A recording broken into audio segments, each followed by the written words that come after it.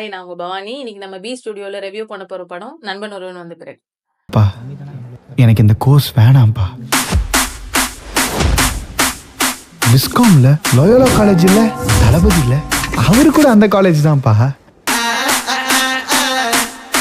உன் கூட இருக்கிற எல்லாருக்குமே வேலை கிடைக்கும். என்னோ விபி நண்பன் ஒருவன் வந்த பிறகு நினைத்தோடலாம் உங்கள் பிறகு வானுக்கும் எல்லை உண்டு நட்புக்கு. நண்பன் ஒருவன் வந்த பிறகு இந்த படத்துல யாரெல்லாம் நடிச்சிருக்காங்கன்னு பார்ப்போம். Madan Gowri, Venkat Prabhu, Bhavani Sri, KPY Bala, Ilango Kumaravel, RJ Anandhi, Vishalini Daniel, RJ Vijay, இவங்க எல்லாருமே பண்ணியிருக்காங்க. இந்த படத்தை டைரக்ட் பண்ணியிருக்கிறது யாருன்னு பார்த்தா ஆனந்த்ராம். ஆனந்த்ராம் தான் ஆக்டிங்கும் பண்ணியிருக்காங்க, டைரக்டரும் அவங்க தான். அண்ட் ப்ரொடியூசர் வந்து ஐஸ்வர்யா அப்படின்னு ஒருத்தவங்க பண்ணியிருக்காங்க. அண்ட் மியூசிஷியன் வந்து AF காஷிஃப்னு ஒருத்தர் பண்ணியிருக்காங்க. எடிட்டர் வந்து ஃபெனி ஒலிவர்.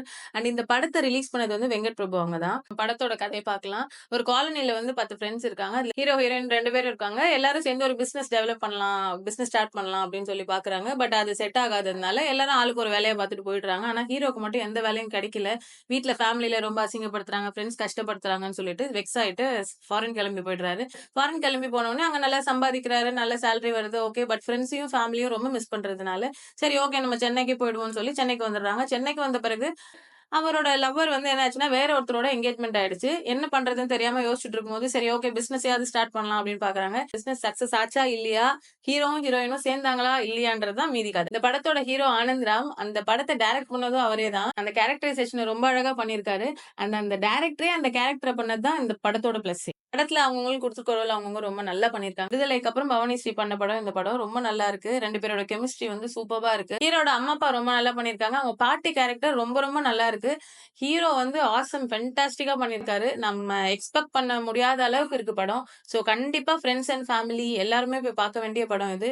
நம்ம கண்டிப்பா படம் பார்க்கும்போது நமக்கு ரொம்ப ரிலேட்டா கனெக்ட் ஆகும் இந்த படம். லவ், எமோஷன், ஃப்ரெண்ட்ஷிப் எல்லாமே இருக்கு இந்த படத்துல. சோ கண்டிப்பா எல்லாரும் போய் தியேட்டர்ஸ்ல இந்த படம் பாருங்க. சோ பார்த்துட்டு கண் கலங்காம யாரும் வரமாட்டோம். So don't miss the movie NOVP. And இந்த வீக் ரிலீஸ் ஆன படத்திலேயே வந்து Nanban Oruvan Vandha Piragu is the best movie. Shit,